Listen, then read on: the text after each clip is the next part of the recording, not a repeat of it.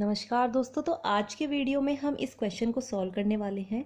आप में से बहुत लोगों ने इस क्वेश्चन को ऑलरेडी सॉल्व किया भी होगा, बट हम कोशिश करेंगे यहाँ पर कि हम इजीली इस क्वेश्चन को सॉल्व कर सकें, क्योंकि आगे चल कर के ये एक्सपेक्टेशन वैल्यू को कैलकुलेट करना बहुत ही बॉदरिंग सा हो जाता है। ओके, तो मैथमेटिक्स कैलकुलेटिव होती है, तो आपको कोई भी प्रॉब्लम ना हो। अगर मैं कहीं भी गलत हूँ तो आपको कमेंट सेक्शन में मुझे बताना है। हम यहाँ सीखने सिखाने के लिए। ओके, तो ये क्वेश्चन जो है वो प्रीवियस ईयर क्वेश्चन है, पहले आया हुआ है क्वांटम मैकेनिक्स का कॉम्पिटिटिव एग्जाम्स में।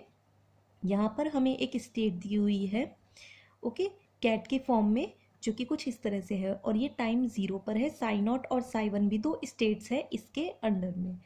ओके, तो यहाँ पर हमें ये एक्सपेक्टेशन वैल्यू कैलकुलेट करनी है। सबसे पहली बात तो एक्सपेक्टेशन वैल्यू को कोई इस तरह से लिखा जाता है। अगर मैं गलत हूँ तो आपको मुझे सही करना है। और ये जो x है ना, ये हमारा पोजीशन ऑपरेटर है, राइट। अब ये हमें देखिए कैट की फॉर्म में स्टेट तो दी हुई है, बट ये जो इधर ये साइन है ये ब्रा का है, राइट। तो हम ब्रा को कैसे लिखते हैं, ऐसे लिखते हैं। तो हमने यहाँ से बनाई है ये स्टेट, वो कैसे होगी, 1/√2।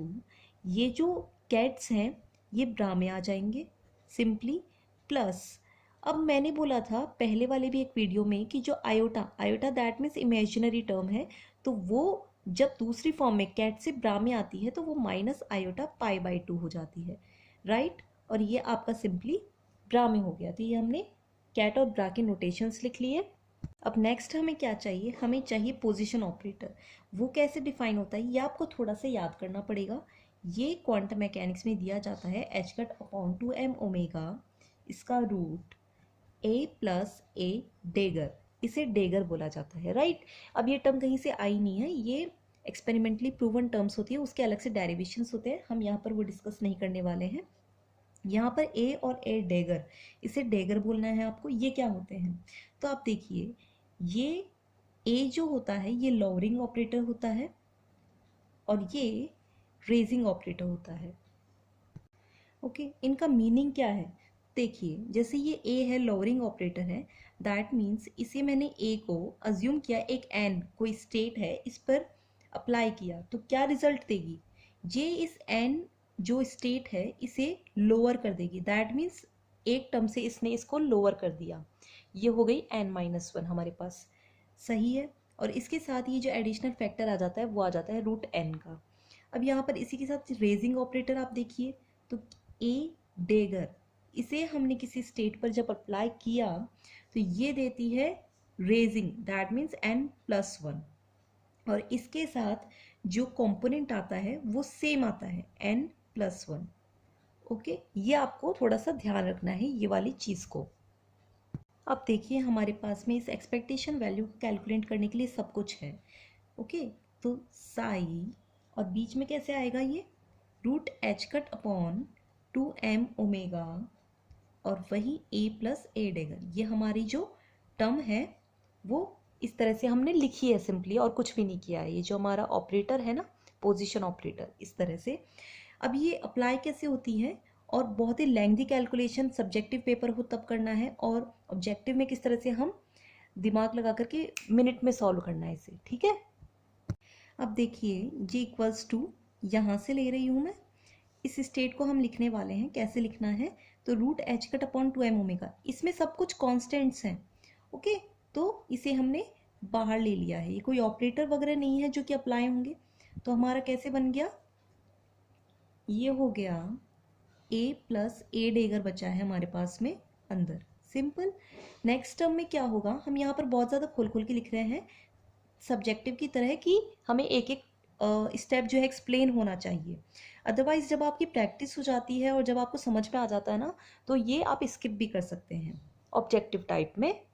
अब हम इस ए और ए डेगर को अलग अलग लिख लेंगे, दैट मीन्स ए साई, और ये ब्रैकेट में होगा क्योंकि बीच में प्लस है ना, दोनों के साथ ये टर्म मल्टीप्लाई हो रही है, और ये साई और ए डेगर साई आ गया। ओके, देखिए सिंपली आगे क्या करना है आपको, जो कैट और ब्रा के नोटेशंस थे ना हमारे पास में साई के, वो हम ऊपर से लिख रहे हैं।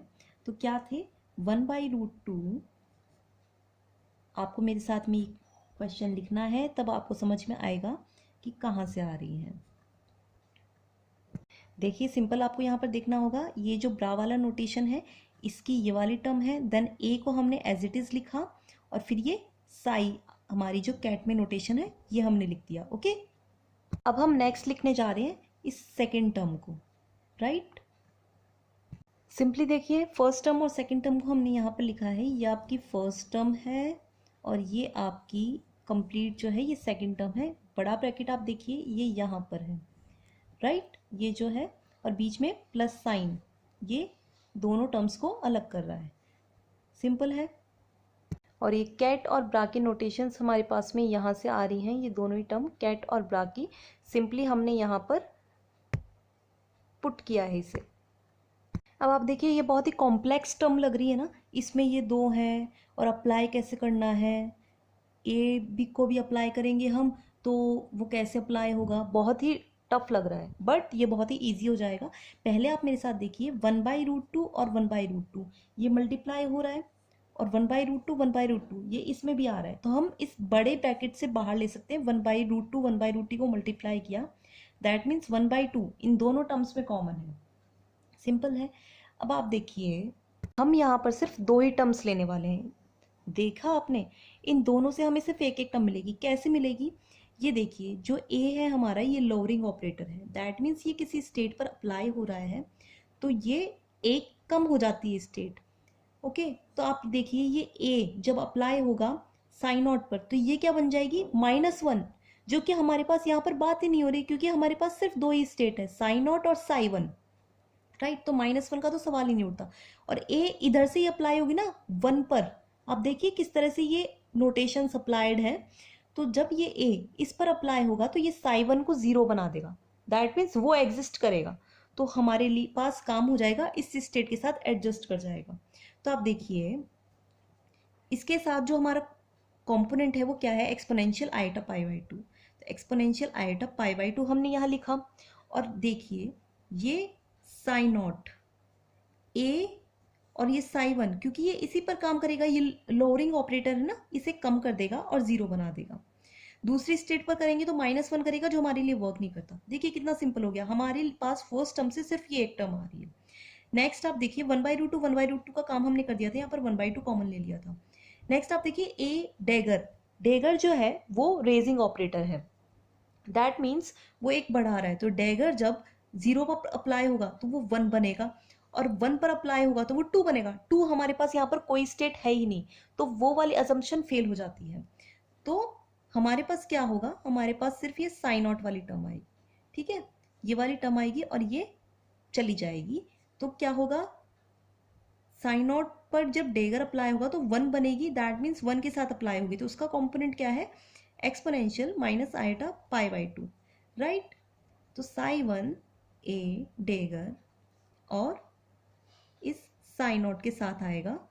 रीजन हमें पता ही है क्योंकि ये इसे बढ़ा देगा।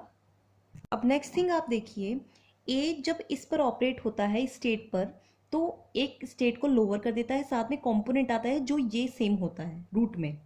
तो आप देखिए साई नॉट तो एज इट इज आ गया, ए जब इस पर अप्लाई होगा तो क्या करेगा, इसे कन्वर्ट कर देगा साई नॉट में, राइट। और इसके साथ कंपोनेंट कौन सा आएगा वो भी तो जानना जरूरी है ना, तो वो कंपोनेंट क्या होगा, वो इसी का रूट होगा।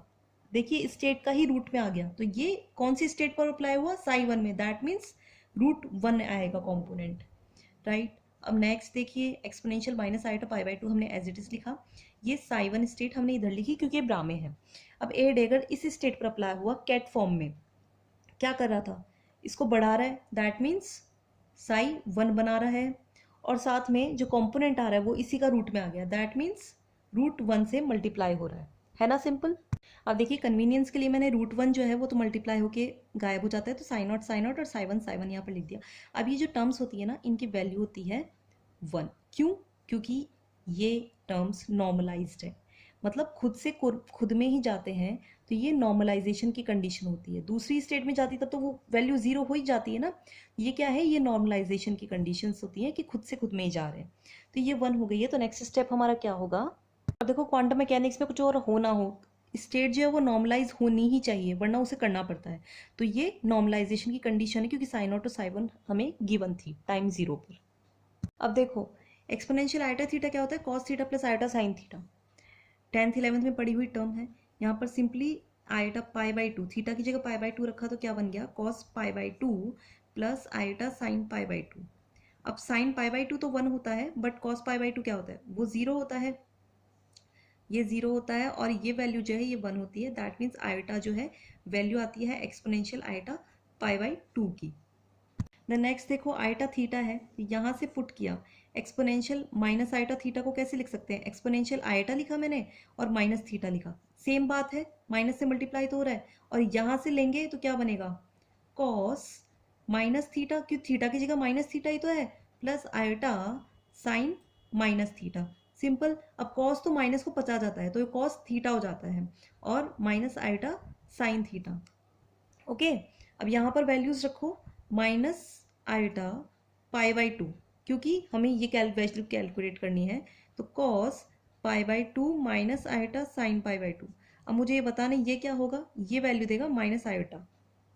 अब नेक्स्ट क्या करना है, सिंपली इस वाली वैल्यू को इस वाली इक्वेशन में हमें दिखाना है कि वैल्यूज पुट करनी है। तो क्या आता है, H cut upon 2m omega 1/2 exponential iota pi by two की वैल्यू क्या है आयोटा, और plus exponential minus iota pi by two की माइनस आइटा। दोनों कैंसिल हो रहे हैं, आइटा माइनस आइटा हो गया। दैट मीन्स ये वैल्यू 0 आ रही है। तो हमने क्या सीखा आज, पोजीशन ऑपरेटर के एक्सपेक्टेशन वैल्यू कैलकुलेट करना सीखा है। चैनल को सब्सक्राइब कर देना है। Thank you so much video देखने के लिए। शेयर कीजिए, कमेंट कीजिए और लाइक कीजिए।